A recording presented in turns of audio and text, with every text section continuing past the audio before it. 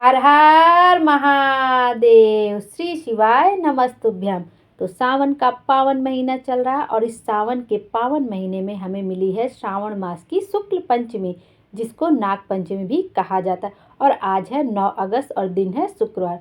तो यह उपाय हमें आज के दिन ही करना है, इसके बाद हम यह उपाय अगले साल ही कर सकते हैं। तो यह उपाय केवल नाग पंचमी के दिन ही किया जाता है और यह उपाय है एक समी पत्र का महा उपाय, जो कि हमें आस्तिक मुनि के नाम से करना है। यह उपाय आप प्रदोष काल में भी कर सकते हैं या 8-9 बजे के करीब भी कर सकते हैं। आपको करना क्या है, एक लोटा जल लेना है और एक समी पत्र आपको चाहिए होगी। बस एक समी पत्र और एक लोटा जल।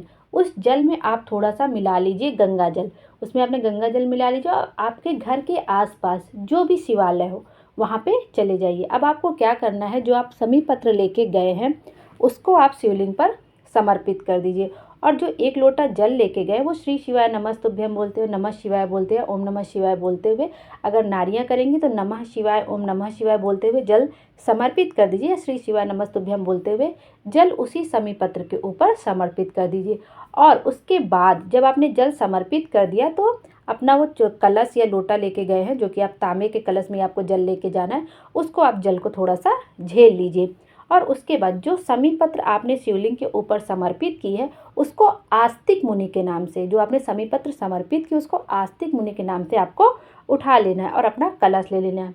और यदि आप अपने घर से समी पत्र और एक लोटा जल नहीं भी लेके गए तब भी कोई बात नहीं। यदि आप शिवालय पहुंच गए हैं और आप यह उपाय करना चाहते हैं तो अगर शिवलिंग पर कोई समी पत्र चढ़ी हुई है पहले से तो आप उसको भी आस्तिक मुनि के नाम से उठा सकते हैं। यह उपाय आप दोपहर में करिए, शाम को करिए, प्रदोष काल में करिए, आप किसी भी समय कर सकते हैं जब भी आज के दिन आप शिवालय पहुंच गए। यदि अपने घर से आप ले जा रहे हैं तो आज बहुत अच्छी बात, और यदि नहीं ले जा पाए हैं और आप मंदिर पहुंच गए हैं तो वहीं पे चढ़ी हुई आपको समी पत्र आस्तिक मुनि का नाम लेते हुए उठा लेना और अपने घर लेके आना है। उसके बाद क्या करना है, आपको आपके घर का जो मेन गेट होगा, जहाँ से आप एंट्री करते हो, चाहे आप दाएं गेट के पास या बाएं, मतलब जो भी कॉर्नर होता है घर के जहाँ से हम लोग एंट्री करते हैं, चाहे इस तरफ चाहे उस तरफ, चाहे दाएं भाग पे चाहे बाएं भाग पे, आप कहीं पे भी अगर मिट्टी है तो मिट्टी खोद के आप वहाँ पे भी वो समी पत्र दबा सकते हैं। और नहीं है मिट्टी, आप ऐसा नहीं कर पा रहे हैं, फर्श वगैरह बनी है, तो आप क्या करिए, कोई सा भी छोटा कपड़ा ले लीजिए।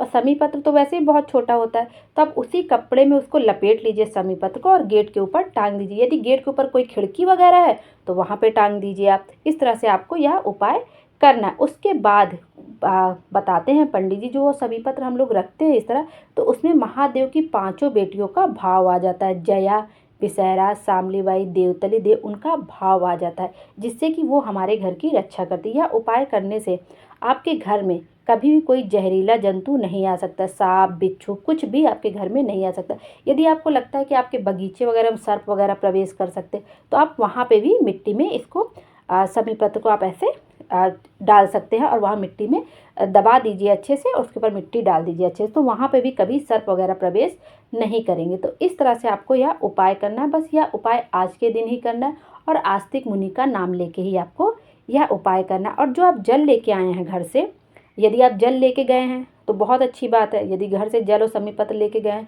तो आप जल भी झेल के ला लेंगे तो अच्छी बात है। और नहीं भी लेके गए तो शिवलिंग से आप समी पत्र ऐसे भी उठा सकते हैं। और उसके बाद जो आप जल लेके आए हैं कलश, उसको अपने घर में हर जगह पे छिड़क दीजिए। अब आपको अच्छे समझ में आ गया होगा कि आप शिवलिंग पर खुद से भी समी पत्र समर्पित करके यह उपाय कर सकते हैं, या शिवलिंग पर समी पत्र चढ़ी हुई हो तब उसको भी आस्तिक मुनि का नाम लेके घर ला सकते हैं। और घर के मेन गेट पे आपको या तो आप कपड़े में लपेट के बांध दीजिए या मिट्टी वगैरह हो तो वहाँ पे दबा दीजिए। इस तरह से आपको यह उपाय करना। आप कुछ ही दिन में देखेंगे कि आपके घर में जो क्लेश वगैरह चल रहा होगा या कुछ आपको लगता हो कि घर में कोई सर्प वगैरह प्रवेश कर जाते हैं, कोई जहरीला जंतु प्रवेश कर जाता है, तो आपको कुछ ही दिन में फ़र्क दिखेगा कि ये सारी चीज़ें धीरे धीरे समाप्त हो रही। ये तो हो गया पहला उपाय, जो कि हमें आज के दिन ही करना है। हम आपको शाम को भी कर सकते हैं, दोपहर में भी कर सकते हैं या कभी भी कर सकते हैं। आप 8-9 बजे भी मंदिर जा रहे हैं तब भी आप यह उपाय कर सकते हैं। उसके बाद जो दूसरा उपाय है वह है आज के दिन ही यह उपाय भी करना। आप शाम को कर सकते हैं, दोपहर मतलब आपको जब टाइम मिले तब आप कर सकते हैं, प्रदोष काल में भी कर सकते हैं।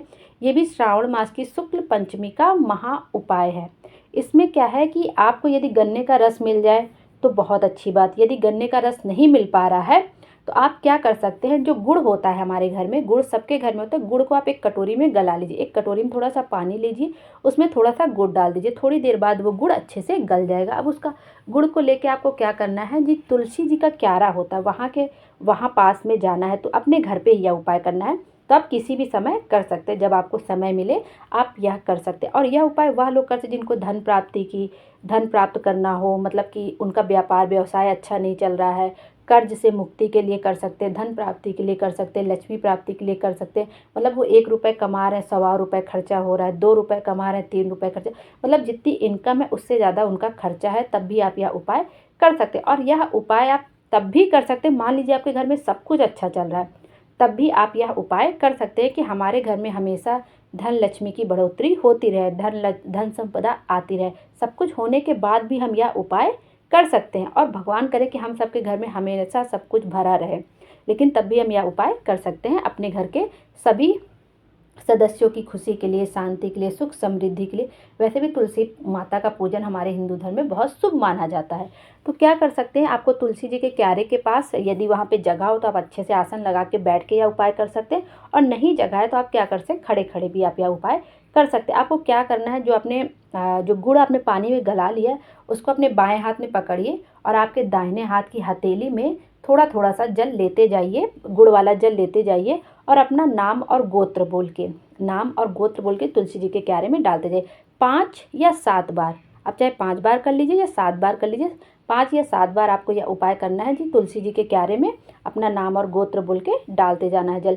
और मान लीजिए जो उसके बाद कटोरी में गुड़ वाला जल बच जाएगा, बहुत लोग के मन में ये सवाल आता है ना कि जो जल बच जाए उसको क्या, आप उसी तुलसी जी के क्यारे में उसको डाल दीजिए। मतलब यह उपाय आपको 5 या 7 बार करना है। बाएं हाथ में कटोरी पकड़ लें गुड़ वाले जल की, क्योंकि गन्ने का रस मिलना इस मौसम में मुश्किल होता है, तो आप गुड़ को गला के कर सकते हैं।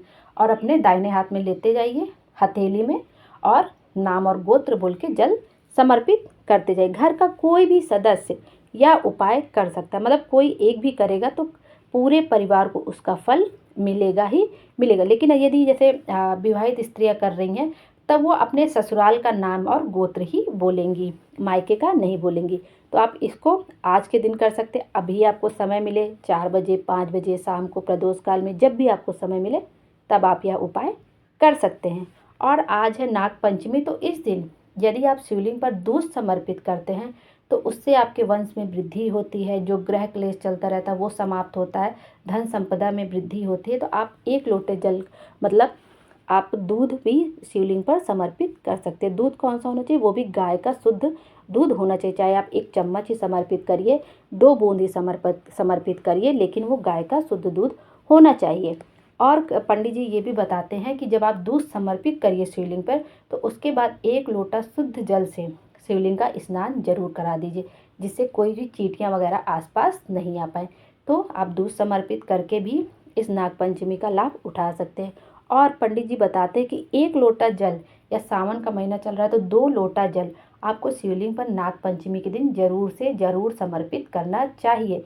चाहे आप शिवालय में कर रहे हैं तो बहुत अच्छी बात, घर पे भी कर रहे हैं तब भी आपको जरूर समर्पित करना चाहिए। वो यह बताते हैं कि यदि हम नाग पंचमी के दिन शिवलिंग पर जल समर्पित करते हैं तो हमारी मतलब पीढ़ी में किसी की कोई दुर्गति हुई हो, या कोई मतलब अकाल किसी की मृत्यु हो गई हो, या कहीं कोई फंसा हुआ है, तो उन सब से उसको मुक्ति मिल जाती है। और जिसको मुक्ति नहीं मिल पा रही हो उससे वह मुक्त हो जाता है, वह जल उसको समर्पित हो जाता है। इससे आपको 1 लोटा जल या 2 लोटा जल शिवलिंग पर जरूर से जरूर समर्पित करना चाहिए आज के दिन। और एक महा उपाय उन्होंने अभी अपने हाल की कथा में बताया है, जो कि श्री श्रावण शिव महापुराण की कथा ऑनलाइन चल रही, उसमें उन्होंने एक उपाय बताया है कि आप मान लीजिए शिवालय गए हुए हैं और वहाँ पे आपको मिल जाती है बेलपत्र 5, 9, 11, 21, जितने भी सावन का महीना चल रहा है तो शिवलिंग पे बहुत सारी बेलपत्र चढ़ी होती है। और यदि आपको मिल जाती है, और आप क्या कर सकते हैं, जो बेलपत्र आपको मिल जाए तो उसको उठा लीजिए, धुल लीजिए और बेलपत्र की माला बना लीजिए। अब माला कैसे बनाएंगे, मान लीजिए आपको ये उपाय के बारे में जानकारी मिल गई है, तो आप अपने घर से कच्चा सूत या मौली लेके जा सकते हैं मंदिर, और बेलपत्र उठा के, मतलब आपको अपने घर से बेलपत्र बिल्कुल नहीं लेके जानी है, आप चढ़ाने के निस्बत लेके जा रहे हैं तो बहुत अच्छी बात, आप चढ़ाइए 1, 2 जितना भी, लेकिन ये सोचिए कि मैं आज 11, 21 लेके चली जाए, तो वही उठा के धुल के माला बना के चढ़ा दो। नहीं तो बिल्कुल आपको ऐसा नहीं करना है। जो शिवलिंग पर चढ़ी हुई है बस आपको उसी को, आप मान लीजिए मंदिर गए हैं और आपकी किस्मत बहुत अच्छी है और भोले बाबा आपसे यह उपाय कराना चाहते हैं तो आप कर लीजिए। क्योंकि कहते हैं यदि सावन मास में हम बेलपत्र की माला बना के शिवलिंग पर चढ़ा देते हैं तो भोले बाबा हमारे बिना कुछ कहे ही हमारे मन की दशा जान जाते हैं। तो आपको क्या करना है, बेलपत्र उठा लेना, उसको धुल लेना है। उसके बाद वो जो बीच वाली पत्ती के बीच में जो डंडी होती है उसी से एक बीच वाली मतलब दो छोटी छोटी पत्ती होती है, एक बड़ी पत्ती होती है, इस बीच में जो डंडी होती है उसमें भी आप यदि धागा बांधते जाएंगे तो 5-7 थोड़ा सा गैप करेंगे, फिर बांधेंगे, फिर थोड़ा सा गैप, तो माला बन जाएगी और वो माला शिवलिंग पर समर्पित कर देना। उसके बाद 1 मिनट 2 मिनट जो भी आपसे बने श्री शिवाय नमस्तुभ्यम का जाप करिए, नमः शिवाय का जाप करिए, ओम नमः शिवाय का जाप करिए।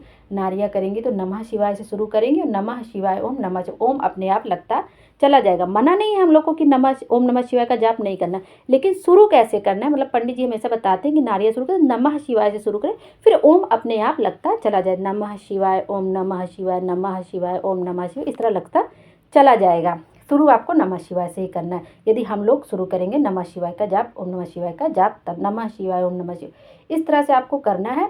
बेलपत्र की आप माला समर्पित करें। उसके बाद आपको भोले बाबा से अपने कोई मन की बात नहीं कहनी, वो आपके मन की बात खुद पे खुद समझ जाएंगे। मतलब उनको आपको बताना नहीं कि हमें ये दिक्कत है या परेशानी, वो खुद आपकी समस्या समझ जाएंगे और आपकी मनोकामना ज़रूर से ज़रूर पूरी होगी। तो ये थे आज के कुछ उपाय जो कि आप किसी भी समय कर सकते हैं, कोई पाबंदी नहीं। वैसे भी पंडित जी बताते हैं शिव जी के मंदिर में वैसे भी कोई दरवाज़ा नहीं होता, अब तो दरवाजे लगने लगे, और कैलाश पे कोई दरवाज़ा नहीं होता, तो हम भोले बाबा के मंदिर में कभी भी जा सकते हैं। अब कोई भी उपाय कभी भी कर सकते हैं। हाँ, जब कोई खास उपाय बताया जाता है कि ये प्रदोष काल में ही करना है या रात में इतने बजे करना है, तब हम लोग वह कोई उपाय होता है तब हम लोग जो समय बताया जाता है उस समय पे करते हैं। बाकी आप मंदिर किसी भी समय जा सकते हैं और भगवान की पूजा अर्चना करते हैं। आपसे कोई गलती होती है तो भोले बाबा सब क्षमा करते हैं, वो सिर्फ हमारा भाव देखते हैं।